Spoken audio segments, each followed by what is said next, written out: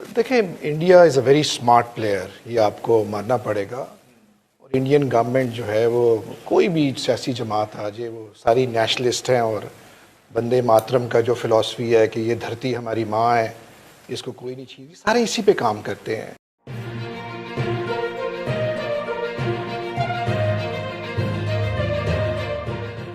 आज सुबह खबर फोड़ी है आलमी मीडिया ने कि एक क्लैश हुआ है इंडिया और चाइना का।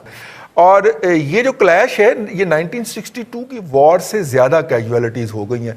उस वक्त इतनी कैजुअलिटीज़ नहीं हुई थी, उस वक्त तो खैर ऐसा क्लैश हुआ भी नहीं था, लेकिन ये वाला क्लैश जो है अब एक पहला हलाकत कही जा रही है 48 साल के बाद इस फ्रंट के ऊपर।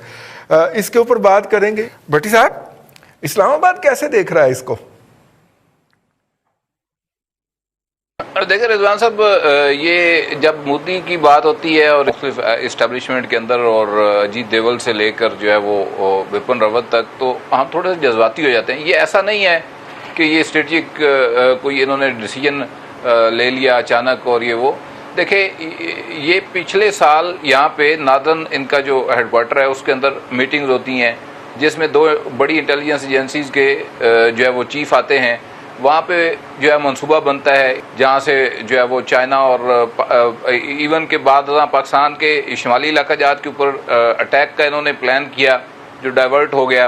तो फाइनली ये लद्दाख का जो वाक़या है, जो चीन ने आगे बढ़ा है, इनके जो स्ट्रक्चर्स हैं उसको बेस बना के उन्होंने इनका इलाका कैप्चर किया, जिसको ये अब वापस लेना चाहते थे। दोनों तरफ वैसे हलाकते हैं। चीन के मीडिया ने भी बल्कि उनके जो फॉरेन ऑफिस की स्टेटमेंट आई है उसमें भी उन्होंने ये बात तस्लीम की है कि उनके लोग भी इसमें मरे हैं। लेकिन ये जो देखिए, बेसिकली आपका एक कोर इंटरेस्ट है, कोर स्ट्रेटजिक इंटरेस्ट है, फिर ब्रॉडर स्ट्रेटजिक इंटरेस्ट है, फिर उसके बाद पैराफ्री इंटरेस्ट जो है वो होते हैं। तो चीन के साथ इनका कोई ऐसा स्ट्रेटजिक इंटरेस्ट अपना क्लैश नहीं कर रहा था मासवाए के जो थपकी लगी हुई है इनको बड़े साहब की। उसके अलावा कोई फिल वक्त रीजनल हेजमनी के हवाले से जो इनका पुराना एक ख्वाब है और फिर उस ख्वाब को इन्होंने बाकायदा तौर पे अमली शक्ल देने की कोशिश की जब से ये हिंदुत्व राज आया वहाँ पे, और एक मखसूस किस्म का माइंडसेट एक्सट्रीमिज़म जो है वो हर सोसाइटी के अंदर प्रमोट किया गया। उसके बाद दोबारा इन्होंने जो है वो जाकर हमला किया। तो ये सारी सूरत हाल है। लेकिन इन्होंने फिर उसके नतीजे में आज पाकिस्तान की इधर LOC के ऊपर शेलिंग और फायरिंग की है, जिसमें एक सिविलियन शहरी जो है वो हमारा शहीद हो गया है। और दोनों तरफ से ये इस वक्त कन्फ्रंट कर रहे हैं, उधर LAC के ऊपर और इधर LOC के ऊपर। देखिए, India is a very smart player, ये आपको मानना पड़ेगा। और इंडियन गवर्नमेंट जो है वो कोई भी सियासी जमात आ जाए, वो सारी नेशनलिस्ट हैं और वंदे मातरम का जो फ़िलॉसफी है कि ये धरती हमारी माँ है, इसको कोई नहीं छीनती, सारे इसी पे काम करते हैं। और गवर्नमेंट जो करंट गवर्नमेंट है वो अपनी पब्लिक की सपोर्ट को लेके चल रही है और चलती है। और देखिए, कश्मीर एक बहुत बड़ा आपके सामने एक मिसाल है कि किस तरह उसने प्रेशर सस्टेन किया इंडिया ने। It is over more than 300 days now, और दुनिया भर का प्रेशर जो है वो वहाँ पे जो हो रहा है, लेकिन इंडिया अपनी पॉलिसी से टच से मस ना हुआ। अब दूसरी बात है कि इंडिया में अकाउंटेबिलिटी भी बहुत ज़्यादा, तो ये एक तो पता नहीं ये नॉन डिप्लोमेटिक मेरी स्टेटमेंट है, एक तो ये अच्छा हो गया कि इनका टकराव जो है ये वहाँ पे हो गया है, और एक तकड़े बंदे के साथ इनका, तकड़े मुल्क के साथ इनका एक वहाँ पे मत्था लगा है। और एक रीजनल कह लें पाकिस्तान, एक सवाल उठता है कि पाकिस्तान की अब क्या पॉलिसी होनी चाहिए इसमें। 62 वाली होनी चाहिए जी, हमें अमेरिका जाना चाहिए, ट्रंप से पूछना चाहिए जी कि जी चाइना को मार पड़ रही है, साढ़े वास्ते क्यों? हमारे पास तो देखिए, हम चाइना हमारा साथी है, वो जो जटकी जो मिसाल होती है, हम तो अपने साथी के साथ खड़े होंगे यहाँ।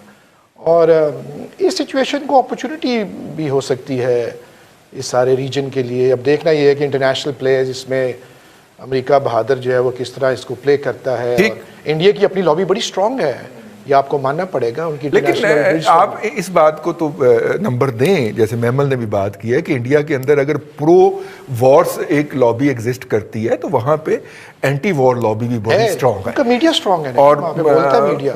और लेकिन इसके बावजूद उनका मीडिया जो है वो खास प्रोफेशनल बुनियाद के ऊपर उसको क्रिटिसाइज भी करता है और एक्सपोज भी करता है।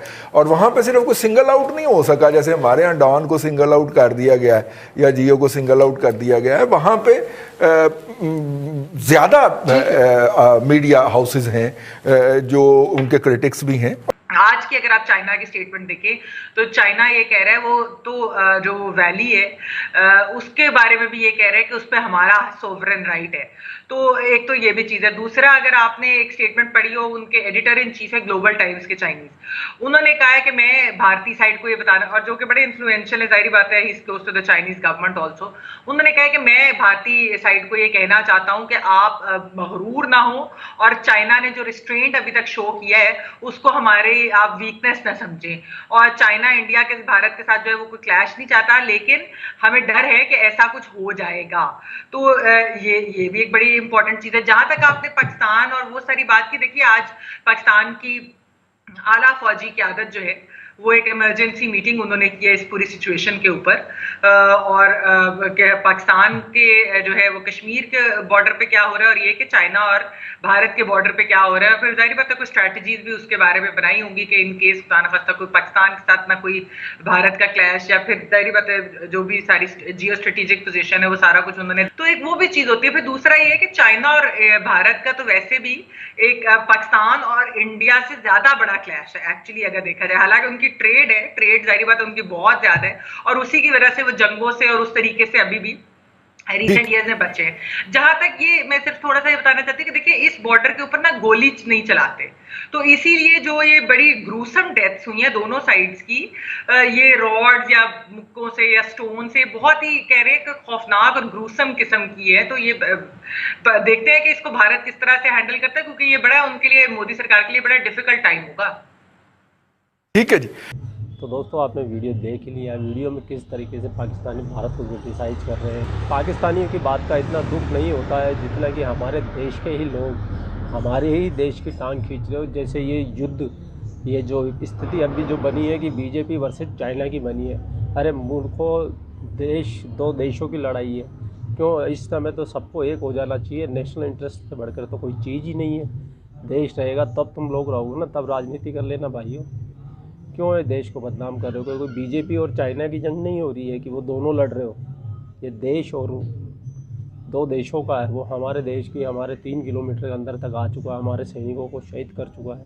कितनी शर्म की बात है। कितने लोग जो आज भी अभी भी, ख़ास तौर से कल राहुल गांधी का बयान, नरेंद्र मोदी जी के बयान के आने से पहले अगर आप सुनोगे तो आपको कितनी शर्म की बात है। जब तुम्हारे नाना जी ने जब इतना अक्साई चीन, सियाचिन और ये तिब्बत सब चाइना को दे दिया था, जब तुम्हारे आँखों में आंसू नहीं आया बिल्कुल भी। अब हमारे देश के वीर सैनिक बन गए, उनकी मजाक बना रहे हो, शहीदों पे राजनीति कर रहे हो। शर्म आनी चाहिए कांग्रेस वालों को। पाकिस्तानियों को तो क्या बोले, वो तो हमारे दुश्मन है। वो तो जब से देश बना है जब से दुश्मन है, वो तो हमारे खिलाफ बोलेंगे। उनसे तो एब्सेक्ट कर तुम कर लो कि वो तुम्हारी तारीफ़ कर दे, तो ये तो बहुत बड़ी भूल है।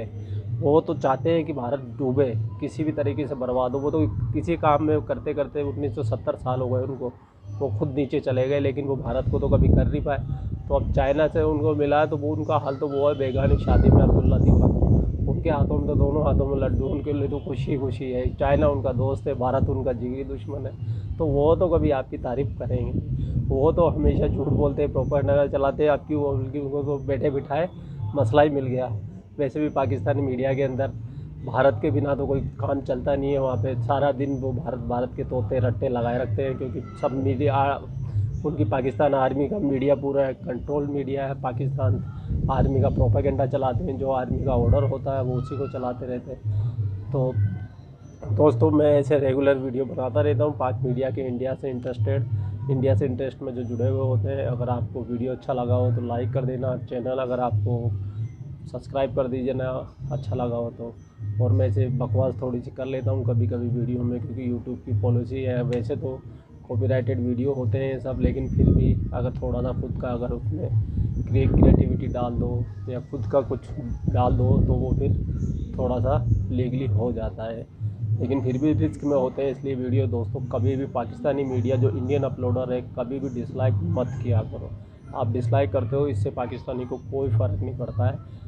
वो लाइक और डिसलाइक वो कभी नहीं देखते। पाकिस्तानी देखो जितने भी डिप्लोमेट्स हैं, एंकर हैं, रिपोर्टर्स हैं, वो इंडियंस मीडिया में आके ख़ासतौर से इन वीडियो पे आके कि पाकिस्तानी के बारे में इंडियंस का क्या रिएक्शन है, वो सिर्फ आप लोगों के कमेंट्स रीड करते हैं। और कमेंट्स ज़रूर किया कीजिए, कमेंट्स वो भी इंडिया के इंटरेस्ट में कीजिए, कह रहे जो पाकिस्तान को मतलब उनको आईना दिखाने वाला किया कीजिए, जिससे वो पढ़े। और ख़ास तौर से जो पाकिस्तानी जो भी पब्लिक भी आती है, जो भी आती है वीडियो पे, ऐसा नहीं है कि पाकिस्तानी लोग नहीं देखते इस वीडियो को, बल्कि वो इन वीडियो को ज़्यादा देखते हैं क्योंकि उसमें कुछ सिलेक्टेड ही चीज़ें हम लोग दिखाते हैं, इंडिया वाले दिखाते हैं, तो वो ज़्यादा देखते हैं कि भाई इंडिया में क्या चल रहा है। तो वो सब लोग आपके कमेंट्स रीड करते हैं। आपके कमेंट्स बहुत इंपॉर्टेंट होते हैं। लाइक डिसलाइक से उनको कोई लेना देना नहीं होता, क्योंकि वो उनका होता ही नहीं है। वो होता है अपलोडर का। जैसे मैं ये वीडियो अपलोड कर रहा हूँ तो ये मेरा है। और भी बहुत सारे भाई हैं इंडियन मीडिया वाले जो पाकिस्तानी वीडियो अपलोड करते हैं, उनको मतलब नहीं है, उनको सिर्फ कमेंट्स पढ़ेंगे, आपके कमेंट्स देखेंगे कि क्या राय है, क्या रिएक्शन है इंडियन पब्लिक का।